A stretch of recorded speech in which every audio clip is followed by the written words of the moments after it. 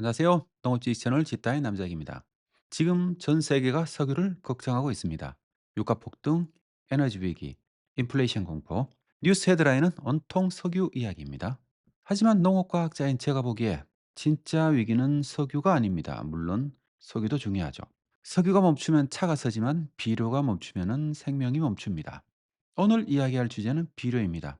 그리고 이 비료 위기는 여러분이 마트에서 사는 밀가루, 식용유, 고기, 빵, 라면 이 모든 것의 가격을 바꿉니다. 호르무즈 해협이 막힌 지 3주가 지났습니다. 이 해협을 통과하는 건 석유만이 아닙니다. 세계 비료 수출의 3분의 1, 황수출의 절반이 이 좁은 바다를 지나갑니다. 지금 이 순간에 비료를 실은 화물척 21척, 약 100만 톤의 비료가 걸프만에 갇혀 있습니다. 이 때문에 요소 가격은 3주 만에 32%나 뛰었습니다. 전쟁 전 대비로는 40% 상승입니다. 그런데 사흘 전 상황이 한 단계 더 악화됐습니다. 중국이 비료 수출을 금지했습니다. 호르무즈가 막히고 중국이 닫혔습니다. 세계 비료 공급의 두 축이 동시에 잠긴 거죠. 오늘 이 위기가 세계 식량 가격과 한국의 장바구니에 어떤 영향을 미치는지 이야기해 보겠습니다.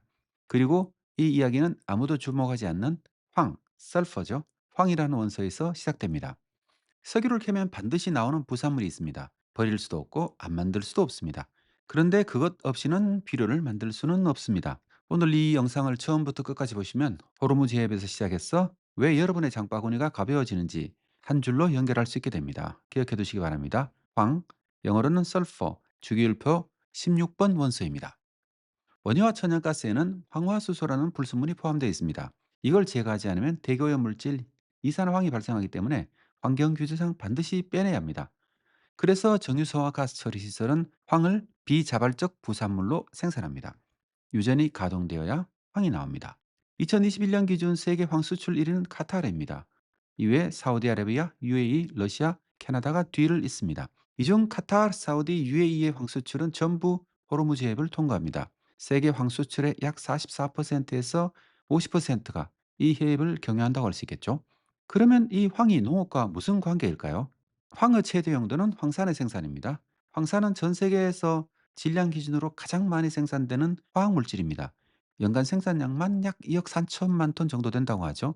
이 황산의 약 60%가 비료 산업에 들어갑니다. 인광석 1톤을 처리하는데 약 1톤의 황산이 소모되는 거죠. 정확히 말하면 인광석을 황산으로 녹여서 인산을 추출하는 습식 공정에 쓰입니다. DAP, MAP, 과인산석회 이 모든 인산 비료를 만드는 유일한 경로가 황산으로 인광석을 녹여내는 겁니다. 그러니까 황이 없으면 인산 비료를 만들 수 없습니다. 황은 비료 산업의 소금이자 열쇠라고 할 수 있겠죠. 인광석이라는 돌덩이에서 식물이 먹을 수 있는 영양분을 뽑아내는 유일한 열쇠가 바로 황산이기 때문입니다. 그런데 호르무즈 봉쇄의 충격은 인산 비료에서 끝나지 않습니다. 카타르의 카프코, 카타르 비료공사죠. 세계 최대 규모의 요소 수출 시설이고요. 사우디의 마하데는 인산 비료를 연간 750만 톤 정도를 생산할 수 있습니다. 원래 초에 막 확장한 상태였죠. 이 모든 수출이 지금 멈춰 있습니다. 동시에 천연가스 가격이 급등하고 있습니다. 천연가스는 질소비료 생산 원가의 약 70%를 차지합니다. 유럽 천연가스는 봉쇄 당일 하루 만에 39%가 급등했습니다. 정리하면 호르무즈 봉쇄는 NPK 중 N, 질소와 P, 인산을 동시에 타격합니다. 공급이 끊기고 비용이 오르고 원료인 황까지 차단됩니다. 세 갈래의 칼이 동시에 들어오는 거죠. 그럼 여기서 세계 비료 교육 구조를 잠깐 한번 짚어보겠습니다. 2023년 기준으로 세계에서 비료를 가장 많이 수출하는 상위 3개국은 러시아, 캐나다, 중국입니다. 러시아가 약 120억 달러 정도로 수출하고 있고요. 캐나다가 100억 달러. 캐나다는 칼리가 주력입니다. 그리고 중국이 130억 달러 이상을 수출하고 있습니다. 중국은 전 세계 비료 생산의 약 25% 정도나 차지하고 있고요. 세계 최대의 생산국이자 주요한 수출국입니다. 그 뒤로 모로코, 사우디아라비아가 따르고 있고요. 페르시아만 국가들, 카타르, UAE, 오만이 질소 비료와 황을 대량으로 수출합니다. 그런데 지금 무슨 일이 벌어지고 있는지 한번 살펴보시기 바랍니다. 호르무즈가 막혔습니다. 카타르, 사우디, UAE의 수출은 차단돼 있고요. 러시아는 2022년 이후에 서방 제재 하에서 수출 루트가 굉장히 제한적입니다. 벨라루스도 칼리를 많이 수출하는데 EU 제재 대상입니다. 이 상황에서 전 세계가 기대한 나라가 있었습니다. 중국이죠. 호르무즈가 막히면 중국이 대체 공급원 역할을 해줄 것이다. 많은 수입국은 그렇게 예상했습니다. 그런데 3월 중순 중국이 비료 수출을 금지했습니다. 리우터의 보도에 따르면 중국은 질소 칼리 복합 비료와 일부 인산 비료 수출을 금지했습니다. 기존에 이미 요소 수출은 제한된 상태였기 때문에 현재 수출 가능한 비료는 황산, 암모니움 등 극히 일부에 불과합니다. 리우터 추산으로 중국 작년 비료 수출의 50에서 75%, 물량으로는 최대 4천만 톤이 제한 대상입니다. 상하이 비료업계에서는 이 금지가 최소 8월까지는 풀리지 않을 것으로 예상하고 있습니다.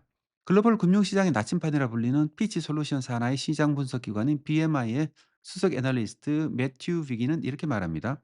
중국은 위기 때마다 글로벌 공급망을 채워주는 대신에 자국 시장을 먼저 보호합니다. 이 패턴은 일관적입니다. 호르무즈가 막히고 중국이 닫혔습니다. 세계 비료 공급의 두 개의 문이 동시에 잠긴 거죠. 이 부분이 가장 중요합니다. 뉴스에서는 비료가 올랐다고 합니다. 그런데 소비자 입장에서는 비료가 올라서 내 밥값이 얼마나 오르는데가 핵심 질문이죠. 답을 개략적으로 한번 드리겠습니다. 국제식량정책연구소 이프리의 조셉 글라우버 연구원은 이렇게 분석합니다. 소비자가 마트에서 내는 식품 가격에서 에너지 비용이 차지하는 비중이 약 절반이다. 그러니까 여러분이 식품 가격을 치를 때 그중에 절반은 에너지에다 가격을 지불하고 있는 겁니다. 여러분이 만약에 빵 한 봉지를 슈퍼에서 산다면은 그 가격의 절반은 밀가루 값이 아닙니다. 운송비, 공장 가동 에너지, 냉장, 냉동, 포장재, 유통물류 이 모든 단계에 에너지가 들어갑니다. 그러니까 유가가 오르면 농산물 원가와 별도로 식품 가격이 올라갑니다. 지금 브렌트유가 105달러를 넘었습니다. 2022년 이후 최고 수준입니다. 이 유가 상승이 가공, 운송, 냉장 비용을 밀어올리고요. 거기에 비료 가격 상승으로 농산물 원가까지 올라가는 겁니다. CNBC에 출연한 텍사스 대학의 라이 파텔 교수는 이렇게 말합니다. 태국 농민이 달러로 가격 매겨진 요소 비료를 사는데 그 요소는 가스로 만들어지고 호르무즈별 통과에서 오고 환율도 오르고 있다. 모든 차원에서 동시에 비용 충격이 오는 것이다. 라고요. 이건 태국 농민만의 이야기가 아닙니다. 한국도 마찬가지죠. 구체적으로 어떤 식품이 영향을 받는지 품목별로 한번 짚어보겠습니다. 첫째, 밀 옥수수입니다. 밀 옥수수는 빵, 파스타, 면류, 과자에 들어가죠. 비료 집약형 작물이고요. 비료가가 올라가면은 농가가 시비량을 줄이면 수확량이 줄어듭니다. 이미 밀과 옥수수 선물 가격이 상승 움직임을 보이고 있습니다. 둘째, 식용유입니다. 요리하고 가공식품, 과자, 라면 등을 만드는 데 들어가죠. 대두유는 봉쇄 직후에 가장 먼저 가격이 뛴 식품입니다. 튀김, 베이킹, 가공식품에서 광범위하게 사용됩니다. 그리고 유가와도 상관성도 굉장히 높아가지고 에너지 가격이 급등하면 대두유 가격을 직접적으로 밀어올립니다. 셋째는 사료, 고기, 유제품입니다. 이 부분이 사실 시차가 있어가지고 좀 더 위협적으로 다가오죠. 옥수수가 세계 사료의 핵심 원료인데요. 옥수수 가격이 오르면 사료가가 오르고 사료가 오르면은 소고기, 돼지고기, 닭고기, 유제품이 3개월에서 6개월 뒤에 올라갑니다. USDA 전망에 따르면은 미국 농무부죠. 옥수수 파종이 약 480만 에이커 정도 줄어들 것으로 예상합니다. 대신 대두 파종이 380만 에이커 정도 늘어나고요. 2026년 가을에 옥수수 수확이 줄면은 연말에는 사료 가격과 함께 단백질 위기가 올 수 있다는 분석까지 있습니다. 고깃값이 오른다는 얘기죠. 넷째는 포장재까지 오릅니다. 여기가 잘 모르시는 부분인데요. 마트에 싼 거의 모든 식품은 플라스틱이나 유리로 포장되어 있습니다. 플라스틱은 석유화학 제품이고요. 유리는 에너지 집약형 제조 공정입니다. 중동산 폴리에틸렌의 84%가 호르무즈를 통해서 수출됩니다. 식품 내용물 가격뿐 아니라 포장재 가격까지 동시에 오르는 거죠. 시차를 기억하셔야 됩니다. 비료 충격은 즉각적이지 않습니다. 곡물 가격은 3에서 6개월 뒤에 오르고요. 고기와 유제품은 6에서 12개월 정도 후에 뛰어오릅니다. 지금 비료 가격이 40% 올랐다면 올해 가을 수확이 줄고요. 연말에서 내년 봄 사이에 여러분의 식탁이 천천히 올라가면서 바뀌게 되는 겁니다. 이건 한 나라만의 문제가 아니죠. 전 세계 소비자가가 동시에 영향을 받습니다. 미국을 한번 살펴보면요. 미국 농민단체 AFBF는 백악관에 긴급 사안을 보냈고 농민들은 옥수수 파종을 줄이고 있습니다. 옥수수가 줄면 사료가 부족해지고 연말에 미국 소비자들의 고기, 유제품 가격이 뛰어 올라갑니다. 인도 비료 제조업체들은 요소 생산을 이미 줄이기 시작했습니다. 인도는 세계 쌀 수출의 약 25%를 담당합니다. 인도 쌀 수출이 줄면 한국을 포함한 아시아 쌀 수입국의 가격이 올라갑니다. 우리가 인도 쌀을 먹진 않지만 사실 수입은 많이 하고 있거든요. 그 다음에 브라질입니다. 브라질은 세계 대두 수출의 약 60%를 담당합니다. 브라질은 그런데 비료를 거의 전량 수입합니다. 브라질 작황이 나빠지면 대두유, 사료, 식용유 가격이 전 세계적으로 올라갑니다. 그 다음 걸프 국가를 한번 살펴볼게요. 비료를 수출하는 나라들이 자기 식량을 수입하지 못하고 있는 상황입니다.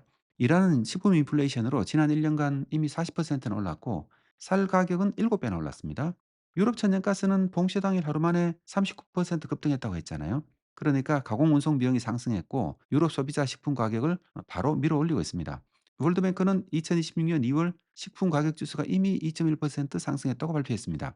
이건 2025년까지의 안정적인 식량 시장이 종료되었다는 신호로 들리기도 하죠. WFP 세계 식량 계획은 전쟁이 올해 중반까지 끝나지 않으면 추가로 4,500만 명이 극심한 기아에 빠질 수 있다고 경고했습니다. 이미 전 세계는 3억 1,800만 명이 식량 불안 상태에 있습니다. 전쟁은 한 계절이지만 식량 충격은 두에서 세 작기까지 꾸준히 관통합니다. 꾸준히 이어지죠. 여기까지 한번 정리해 보겠습니다. 호르무즈가 막히고 중국이 닫혔습니다. 비료 화물선 100만 톤이 바다에 갇혀 있고 미국은 파종을 줄이고 인도는 살 수출이 위태롭고 브라질 대두가 흔들리고 있습니다. 이 모든 것이 3에서 12개월 시차를 두고 여러분의 장바구니에 도착합니다. 그러면 한국은 어떨까요? 한국의 수입 물가는 이미 8개월째 오르고 있습니다. 그리고 3월부터 본격적인 충격이 시작될 예정입니다. 한국은행이 3월 17일에 발표한 자료에 따르면 2026년 2월 한국 수입 물가 지수는 전월 대비 1.1% 상승했습니다. 이로써 수입 물가는 지난해 7월부터 8개월 연속 상승 중입니다. 2월 세부 품목을 보면 원유가 9.8% 올랐고요. 요소가 4.6%나 올랐습니다. 나프타는 4.7%, 제트유는 10.8%, 에너지와 비료 원료가 수입 물가를 끌어올리고 있습니다. 그런데 이건 2월 데이터입니다. 호르무즈 봉쇄는 2월 28일에 시작됐습니다. 본격적인 충격은 3월부터 반영되겠죠. 한국은행 또 이렇게 밝혔습니다. 중동 사태로 국제 유가와 환율이 동반 상승하면서 3월 수입 물가에 본격 상방 압력으로 작용할 것으로 보고 있다라고요. 거기에 원달러 환율이 17년 만에 장중 1,500원을 넘어서기도 했고요. 수입 물가 상승에 환율까지 가세한 겁니다. 수입 물가 변동은 통상 1에서 3개월 정도의 시차를 두고 소비자 물가에 반영됩니다. 즉 3월에 수입 물가가 급등하면 4월에서 6월 사이에 여러분이 마트에서 아마 식품 물가를 체감하게 된다는 의미입니다. 한국 소비자 물가에서 식료품, 비주류 음료가 한 15% 정도를 차지하고 있고요. 주택, 수도, 전기, 연료가 한 17% 정도를 차지합니다. 에너지와 식품이 소비자 물가의 3분의 1인 거죠. 주유비, 가스비, 전기료 이건 이미 올라가고 있죠. 이건 가장 빠르게 체감하고 있고요. 브렌트유가 105달러가 됐는데 이건 곧바로 경유나 휘발유 가격에 반영될 것이고요. LNG 가격 상승은 도시가스와 전기료로 전이됩니다. 한국은 원유 대부분을 중동에서 수입하고 있고 LNG도 카타르와 오만에서 상당량을 들어옵니다. 호르무즈를 통과하는 물량이 직접 막혀 있고 그리고 최근 뉴스는 카타르에서 LNG를 수출 못할 수도 있다고 통보를 했죠 이미요. 유가 상승은 국내 물류비도 올립니다. 트럭, 화물차, 냉장차 전부 경유를 씁니다. 산지에서 도매시장, 도매시장에서 마트까지 운송 비용이 모든 식품에 일괄적으로 전가됩니다. 내용물이 같아도 배달비가 오르면 가격표가 바뀌는 겁니다. 한 가지 더 말씀드려야 할 게 있습니다. 한국에서 겨울 딸기, 방울토마토, 파프리카를 드실 수 있는 이유는 시설하우스에서 난방으로 재배하기 때문입니다. 이 시설 원예 영농비 중 난방비가 30에서 40% 정도를 차지합니다. 유가가 급등하면 난방비가 폭등하고 비료와 자재까지 오르면서 시설 원예 농가는 삼중 동시 타격을 받게 됩니다. 특히 정부의 스마트팜 정책으로 융자를 받아 사업소를 지은 청년 농업인들은 에너지 가격에 극도로 민감한 경영 구조입니다. 유가가 급등하면 청년 농의 손익분기점이 빠르게 무너질 가능성이 있고요. 만약 원리금을 상환해야 되는 청년 농이라 그러면은 상환이 어려울 수도 있겠죠. 이건 결국 청년 농의 이탈로 이어지는 수순이 될 수도 있습니다. 소비자 입장에서 보면은 시설원의 농가가 어려워지면은 겨울 과체류 출하가 줄거나 가격으로 증가됩니다. 2022년 유가 급등 때도 시설원의 가격이 10에서 한 20% 정도 상승했었습니다. 그러니 올겨울 딸기가 더 비싸지거나 아니면 아예 딸기 생산량이 줄어들 수도 있겠죠. 이 상황은 처음이 아닙니다. 2022년에 무슨 일이 있었는지 기억하시죠? 밀가루 가격이 20에서 30% 올랐고 식용유가 풍기 현상을 빚었고 고기와 유제품 가격이 10에서 20% 정도 올랐습니다. 소비자 물가는 6% 가까이 치솟았고요. 2022년은 한쪽 발이 다친 것이었다면 2026년은 양쪽 발이 동시에 묶인 상황하고 비슷하다고 할 수 있습니다. 그러니까 이전보다 좀 더 심각하다고 할 수 있겠죠. 그리고 중요한 점, 전쟁이 끝나도 비료와 식량 가격은 1년에서 2년 더 높은 수준에서 유지됐습니다. 라이브 사이언스의 분석대로 비료 충격은 석유 충격처럼 즉각 나타나지 않습니다. 주유소 가격은 하루 만에 바뀌지만 수확량은 몇 달 뒤에야 드러납니다. 하지만 후자가 더 파괴적일 수 있습니다. 중앙은행들이 유럽발 인플레이션에 집중하는 사이에 비료발 식량 인플레이션의 그림자가 천천히 다가오고 있는 거죠. 그러면 한국은 무엇을 해야 할까요? 세 가지 시간축으로 한번 제안해 보겠습니다. 첫째는 즉각적으로 하는 것, 에너지, 식품 물가 안정 조치입니다. 정부는 유류세 인하라든가 유가 보조금, 시설원의 난방비에 대한 한시적인 지원을 검토해야 하겠죠. 2022년에도 동일한 조치를 한 선례가 있습니다. 식품 원자재 수입 관세에 대해서 한시적으로 인하도 필요하고요. 밀, 대두, 옥수수 등 소비자 직결 품목에 대해서는 긴급하게 시행이 필요할 겁니다. 둘째는 중기 전략입니다. 비료 전략 비축 그리고 수입 다변화입니다. 석유에는 전략 비축류 SPR이 있습니다. 그런데 비료에는 없습니다. 요소수 대란을 2021년도에 겪었죠. 2023년에도 또 겪었고요. 비료 전략 비축은 아직 제도화되고 있지 않습니다. 요소라든가 DAP, 인산 아모늄이죠. 칼리에 대해서는 최소한 3개월 정도의 전략 비축 제도를 도입하는 게 어떨까? 이런 제안도 해봅니다. 그리고 수입 다변화도 재설계가 필요합니다. 요소 수입은 중국에서 옛날에 91%까지 했었거든요. 그런데 요소수 사태를 겪으면서 중동으로 옮겼습니다. 그런데 그 중동이 막혀버렸죠, 이번에요. 밀, 대두, 옥수수도 수입선 편중이 굉장히 심합니다. 다변화에 다변화가 필요합니다. 사실 이게 말처럼 쉽지는 않습니다. 그러니까 지금까지 못하고 있는 거겠죠. 세 번째는 장기적으로 필요한 정책으로 식량 자금률도 한번 논의할 필요가 있겠고요. 에너지 전환도 고려해야 됩니다. 자금률을 당장 올리기는 사실 어렵습니다. 비상시 국내 생산을 확대할 수 있는 전략 작물 프로그램 같은 것들은 지금 설계해야 하지 않을까 이런 생각이 들고요. 시설 원해에 대해서는 에너지 전환도 심각하게 고민해야 됩니다. 사실 우리나라에서 축산 분야가 엄청 생산되잖아요. 그걸 지금까지는 수처리로 다 방위에 쏠려보냈는데 이걸 이용해서 바이오가스를 만들고 그거를 시설 원해 난방에 이용하는 건 어떨까? 뭐 그런 건 항상 논의는 되고 있는데 잘 시행이 되고 있지는 않습니다. 이건 장기 과제로 볼 수 있겠죠.